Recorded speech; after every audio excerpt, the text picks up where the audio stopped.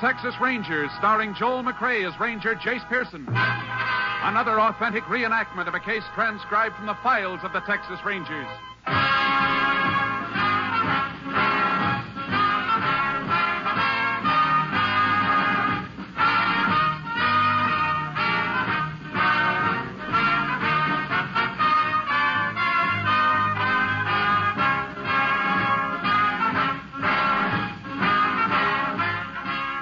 Names, dates, and places in the following story are fictitious for obvious reasons. The events themselves are a matter of record.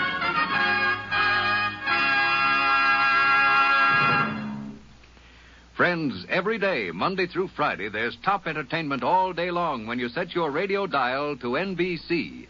Listen for Double or Nothing and you'll hear one of radio's funniest quiz shows. Yes, Walter O'Keefe consistently comes up with great comedy entertainment Monday through Friday on Double or Nothing. Listen and you'll agree.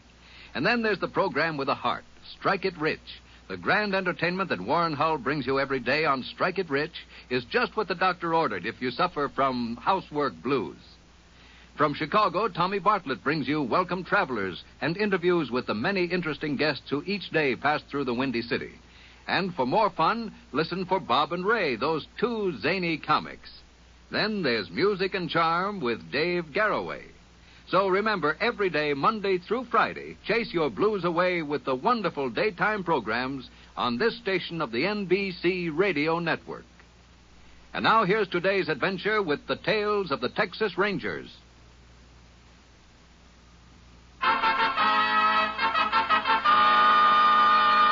And now, from the files of the Texas Rangers, the case called Sellout.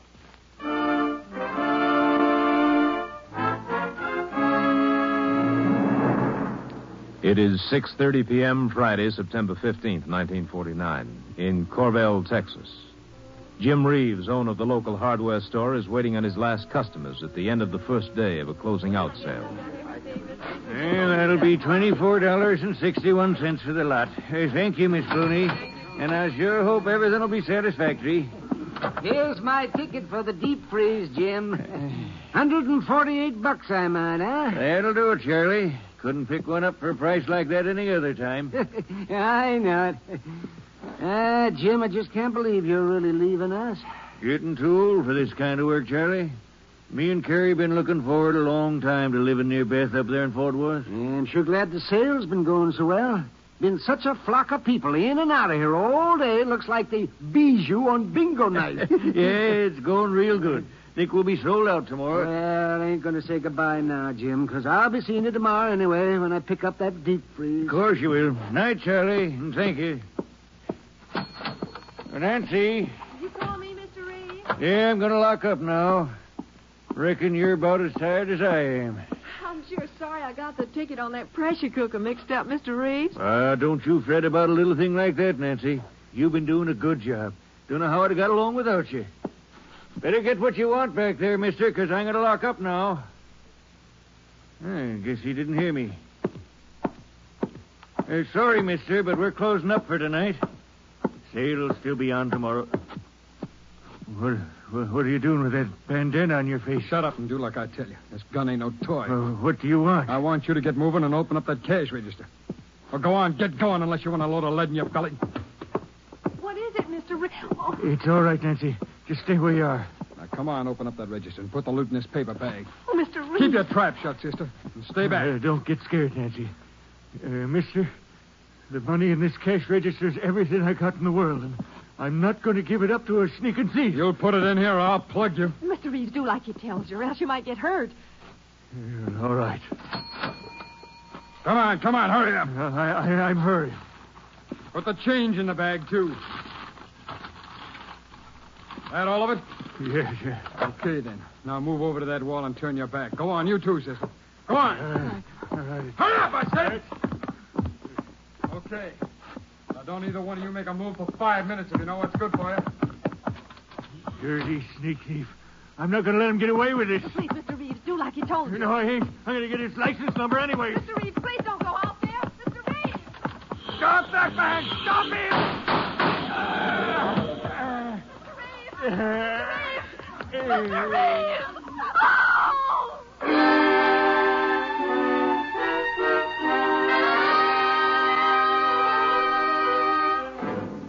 Jim Reeves was rushed to the local hospital, and the sheriff of Corvell County was summoned at once. Immediately, he notified the Texas Rangers. Ranger Jace Pearson arrived at the scene 45 minutes later and began talking to Nancy Taylor, the girl who witnessed the holdup. I know you've been badly shaken up, Miss Taylor, but I'm going to have to ask you to get hold of yourself and answer some questions. He never did anything to hurt anybody in his whole life. He was always helping people. You want to help us find who shot him, don't you? Oh, yes, of course. All right, then. Try to remember what the man looked like. I told you, he had a bandana on. I couldn't see his face. How tall was he? I don't rightly know, Ranger, but he was a big fella. How big? About as tall as you are, I reckon. Oh, Mr. Reeves was always so good to everybody. You know what kind of a car the man was driving? It was black. Are you sure? Yeah, I'm certain. It was a black sedan. Jay, Yes, Sheriff. hospital telephone. Jim Reeves just regained consciousness. We better get over there as fast as we can. Okay. I'll talk to you later, Miss Taylor. Is it going to be all right, Sheriff? I'm sorry to upset you anymore, but I'm afraid not, Nancy.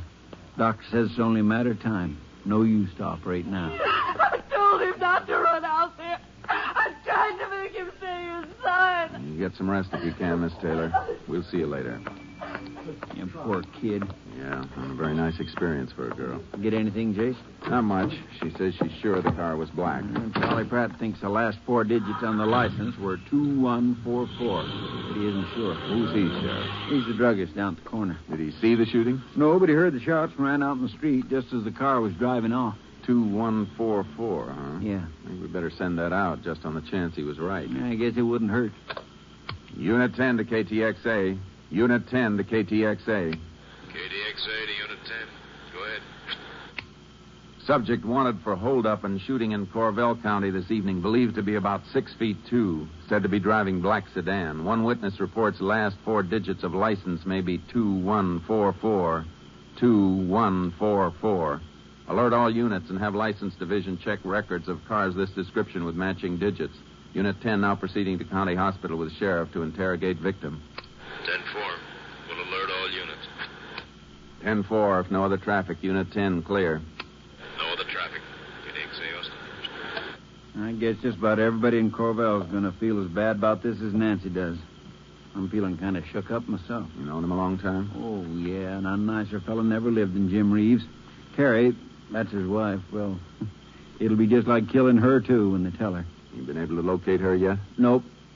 Neighbor says she's taken a bunch of things she didn't need over to a family on some ranch out yonder. Just like Carrie. Thinking of other folks even when she's moving and all. Where were they moving? Fort Worth. And they were both looking forward so to going up there. Daughter's got a little cottage in the back of her place. And Jim and Carrie were always talking about Beth's kid and what a good time they were going to have being grandparents to Bunky. Thugs have a way of picking on good people. I don't know why. There are plenty of bad ones around. Good folks are more trusting, that's why. I swear I don't know what Carrie's going to do now, Jay. Well, her daughter will help her, won't she? Oh, sure, but Carrie's too conscientious to live on Beth. Jim worked a lot longer than he should have just so they could retire independent. I think Carrie'd take an old age pension first. Well, maybe we can raise some money for her on the hardware stuff that's left. Maybe, but I think Jim sold out most of his stock today. We might get that money back for her yet. I sure hope so, Jace. I hope Mr. Reeves can give us some kind of a lead to go on. It would help. Here we are, room 3. We can go right in, Jake.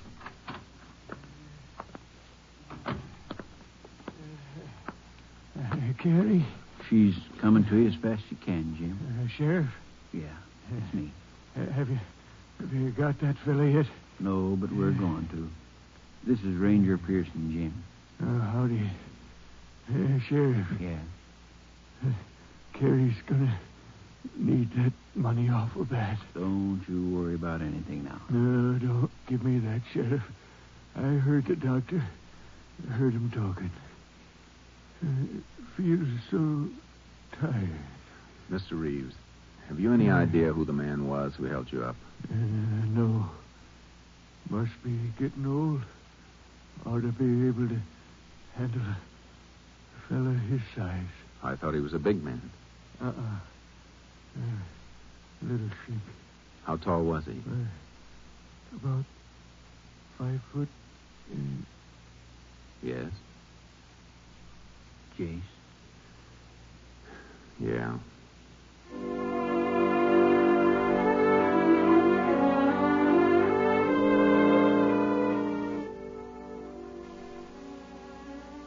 A few minutes after we left Mr. Reeves' room, his wife arrived at the hospital, and the sheriff and I had to tell her he had just died. She took it even harder than we thought she would. We didn't want Mrs. Reeves to stay alone that night, so we drove her to a neighbor's house. By the time we left her, it was too late to talk to the druggist, Charlie Pratt, so we went down to his drugstore the next morning. Morning, Charlie. Hello, Sheriff. You fellas located that runaway skunk yet? Not yet, but we're sure trying to. Ranger Pearson here wants to talk to you, Charlie. Just wanted to check a couple of things with you. I just can't believe it yet. Jim Reeves and me been playing dominoes together every Saturday for 9 to 10 years now. It's terrible. It's just terrible, that's what it is. My wife and I were just saying Charlie, last night... did you get a look at the man? No. When I come out, he was whizzing around this corner in that light-colored sedan like a bat out of Hades. Well, Nancy Taylor said the car was black. Oh, that poor kid was so shook up, she probably don't know what she's seen. Could be. You're certain the car was light-colored, Mr. Pratt? I'm positive. You see, I was sitting up here at the counter. I was eating my supper. I remember that because I was thinking at the time how good them codfish balls tasted. Did you hear the shots? I sure did. It nearly knocked me off my stool. Then I ran out into the street, and I saw this car screeching around the corner. I tried as hard as I could to get the license number. We're sure grateful for that, Charlie. Then I saw Nancy come running out of the store. She was the first one to get to Jim, and I reckon I got there next. You say the car turned the corner right here. Yeah? Oh, that poor kid. What a terrible sight for a young girl like that. Why, it's liable to give her nightmares for weeks, my wife says. Sheriff, if the car turned the corner here and Nancy came out of the store afterwards, then she couldn't have seen it. Well, I saw it, and you can strike me pink if I'm not right about its being kind of a light color. Well, thanks a lot, Mr. Pratt. Yeah, so long, Charlie. Is there anything more I can do to help you? You just let me know. Nancy's ma says she just went all to pieces last night. I'd sooner take Charlie's word for the color of the car. Look up the street, Sheriff. Yeah. She couldn't possibly have seen that car. No, not if it turned the corner before she came out. Well, I reckon Nancy's kind of mixed up about things. Yeah, she must be. I think we ought to have another talk with her, though. We may have radioed the wrong description of the car.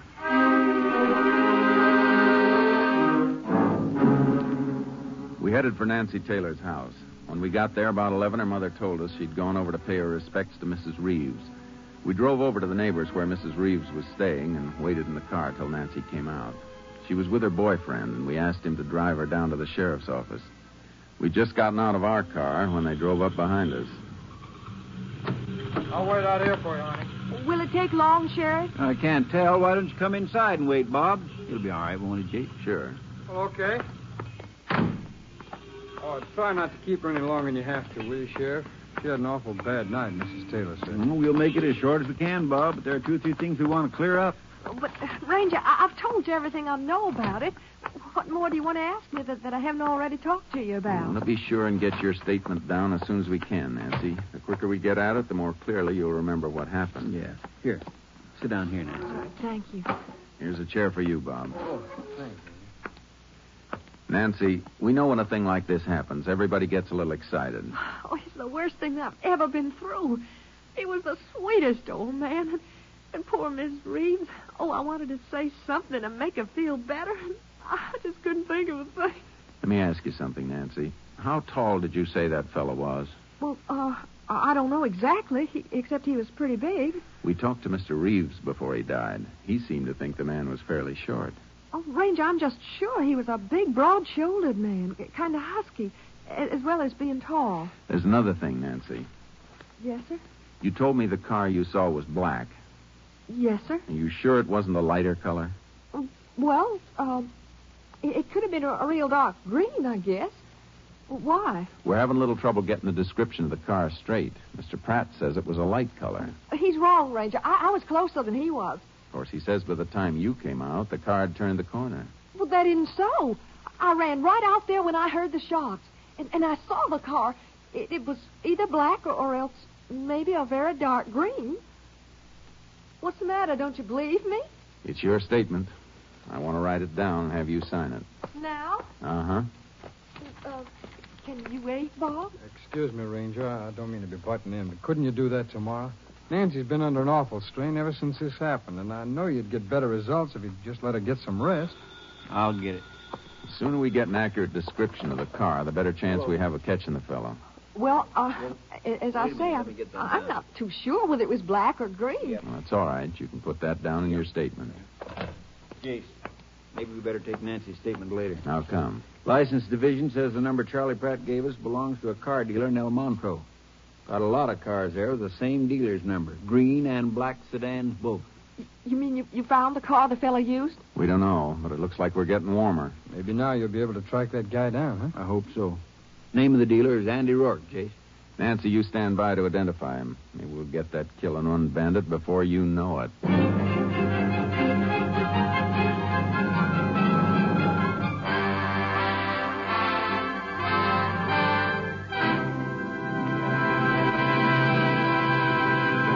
In just a moment, we will continue with Tales of the Texas Rangers, starring Joel McCrea as Ranger Jace Pearson.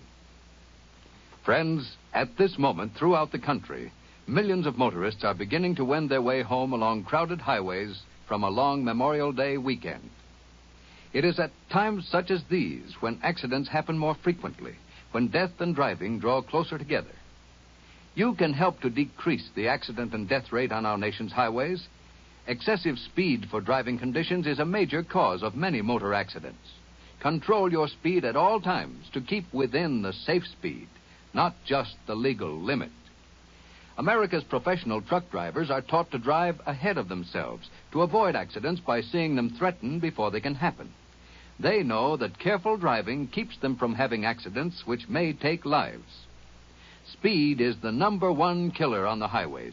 So drive carefully today on your way home from an enjoyable weekend and tomorrow wherever you go in your car.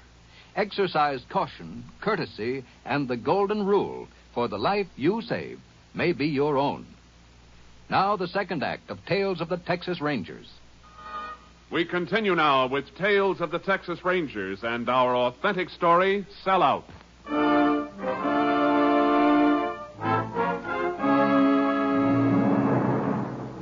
The sheriff and I decided the druggist, Charlie Pratt, was the best one to help us spot the car. We told the Taylor girl to be available in the event we picked up the killer.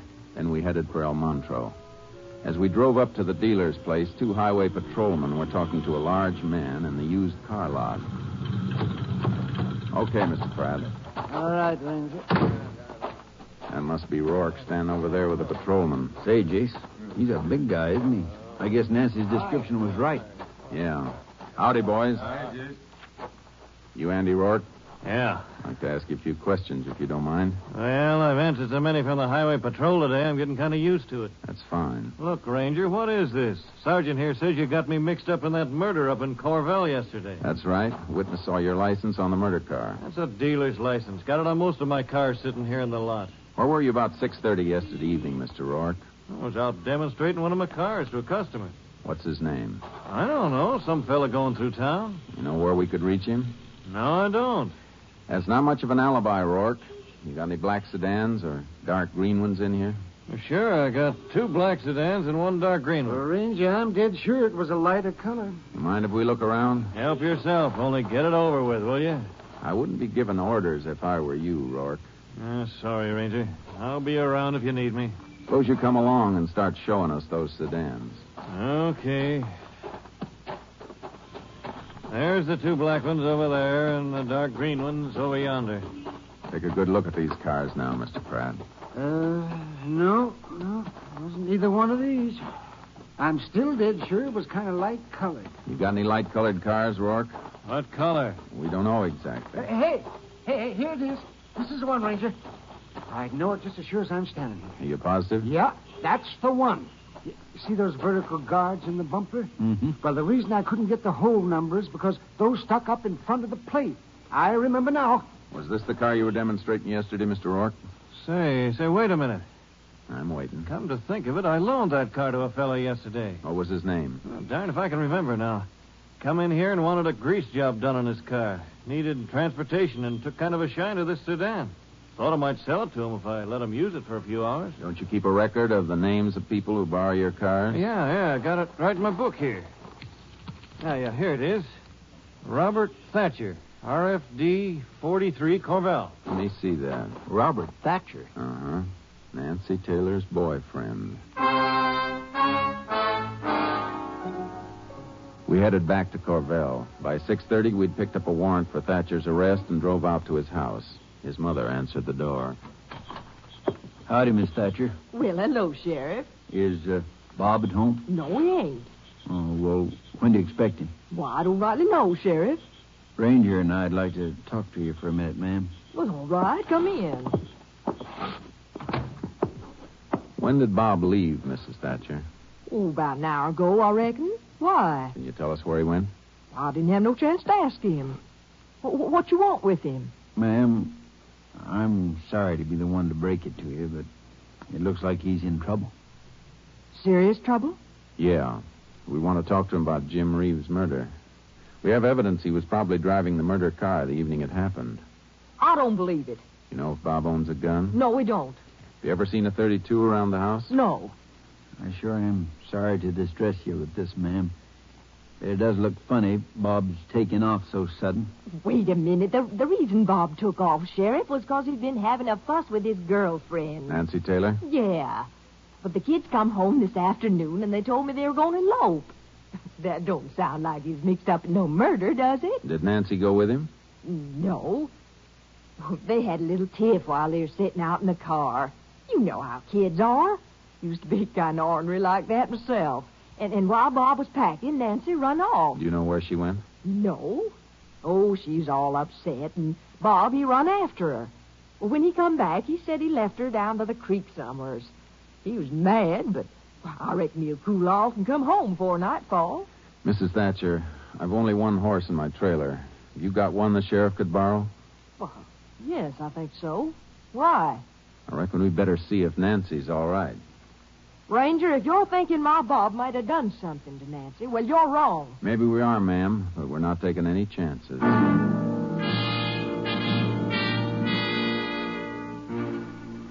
Mrs. Thatcher stood by the corral fence, staring after us as we picked up the double tracks and rode out across the field. They led to a dry wash and were fairly easy to follow. Oh, Charky. Oh. Look, Sheriff. Yeah. Thatcher's steps turn back here, and hers go on. You think she's all right, then? I hope so. Let's move on a little farther and see where these tracks lead. Get up, boy. Come on. Oh, wait a minute. Hold it, Sheriff. Oh, Charky. What is it, Jace? Ho. The tracks stop here.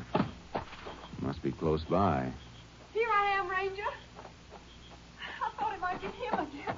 That's why I was hiding. I was scared. Oh, I'm mighty relieved it's you, Ranger. Sit down here on this log a minute, Nancy. You look pretty tuckered. Oh, I'm not tuckered, Sheriff. I'm plumb terrified. If I couldn't run fast, I'd be dead by now. He was going to get me. He meant it, too. Bob Thatcher? Yeah. You see, when he heard you were going down to the car lot, he knew you'd finally borrow that car. So he told me all about it. Killing Jim Reeves, you mean? Yeah. Oh, of course, I was just horrified. I didn't want to have any more to do with him. Imagine killing that sweet old man. Yeah. I was thinking about it. Well, when I told Bob how I felt about crime and the like, he just turned on me. He started slapping me around. Oh, it was awful. It scared me half to death. He said he'd kill me if I wouldn't run off with him. Imagine trying to get me mixed up in this thing. You are mixed up in it. Why, Ranger, I didn't have anything to do with shooting him. You had plenty to do with framing the holdup that led to the killing, though, didn't you? Oh, Ranger, I just can't understand how you can even think anything so awful, let alone say it to me. You can stop crying, Miss Taylor, because it isn't fooling anyone anymore. What do you mean? I mean you tried to throw us off the track by lying to us and giving us wrong information about the man's height and the color of the car. Oh, well, gee, Ranger, he was my boyfriend. I was just trying to protect him until I could persuade him to give himself up. I was just being loyal. You know how women are. I thought you said a minute ago you didn't know anything about it till this afternoon. Did I? I'm just all mixed up, that's all. You sure are. You're coming in with us now. Ranger, listen. Would it help you any if I told you what Bob told me about the money? What about the money? Well, you see, he put it in the Grain Exchange Bank down in Elvira Saturday morning before he knew about the license number. Yeah. Well, the bank was closed at noon Saturday, and all day Sunday he couldn't get it out. You mean he's going to pick it up Monday morning? Oh, I'm dead sure he will. That is, knowing Bob, I don't think he'd leave without it. Without even knowing him, I don't think so either. Come on, Miss Taylor. I'm taking you into town. Gonna drop you off at the county jail. Me? Well, I've just been trying to help you, Ranger. You have. And we'll be on hand to meet your boyfriend when the bank opens Monday.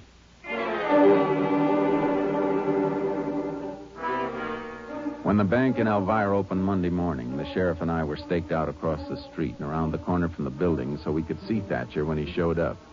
We told the manager of the bank our plan, and he gave us a key to the back door.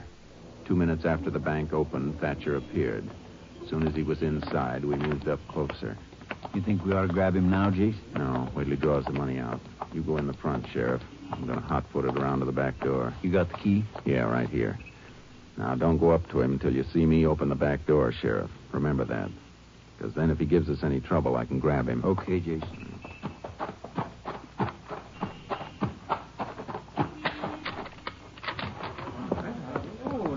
All right, Thatcher, let's have that cash. All right, Sheriff, don't you come any closer. I'm warning you. Put down that gun, Thatcher. You've already killed one man. What makes you think I'd mind killing another? The first one's the hardest, you know. Put that gun down. You don't step aside, Sheriff. I'll put a bullet right in your gullet. With this gun, Thatcher. We need it for evidence. Give me that gun. Give it to me. All right. I didn't mean to kill the old man, Ranger. Get up. The gun just went off in my hand, honest. Yeah? Guns have a way of doing that when you point them at people. And when you hold someone up with them, they usually backfire.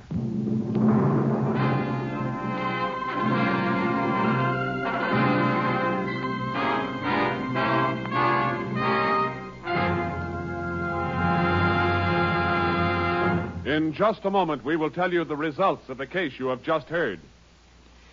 Friends, later today, Meredith Wilson joins your Sunday lineup of enjoyable radio programs on the NBC Radio Network. Meredith Wilson's Music Room is the locale of his new Sunday show, and you'll hear Meredith's talking people as well as your favorite music. So remember to tune for Meredith Wilson's Music Room later today. Also on your entertainment list today is The First Nighter, presenting Barbara Luddy and Olin Soule in another presentation from the Little Theater off Times Square. Then more drama awaits you on Theater Guild on the Air. Today's Theater Guild presentation, a dramatic story entitled Remember the Day. It stars Helen Hayes and MacDonald Carey. And from the armed forces of our nation comes another fine program today, Stars in Khaki and Blue, it's called. You'll enjoy this program and the talented servicemen and women to whom it gives an opportunity to perform. Yes, Sunday brings most enjoyable listening for you on NBC. So stay tuned to this station. Stay tuned for Meredith Wilson's Music Room, The First Nighter, Theater Guild on the Air, and all the rest. Now the conclusion of today's Tales of the Texas Rangers. And now, here are the results of the case you have just heard. Ballistics proved that the bullet which entered Jim Reeves' body came from Thatcher's .32 revolver. Thatcher signed a full confession and was sentenced to life imprisonment in the state penitentiary at Huntsville. Nancy Taylor received a sentence of 15 years in the women's prison at Goree.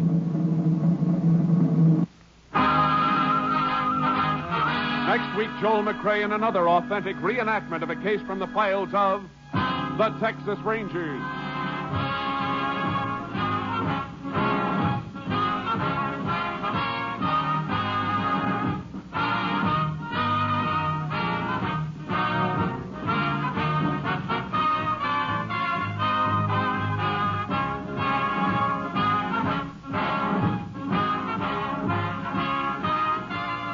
Technical advisor was Captain M.T. Lone Wolf Gonzalez of the Texas Rangers. This story was transcribed and adapted by Betty Mears, and the program was produced and directed by Stacy Keach. Hal Gibney speaking.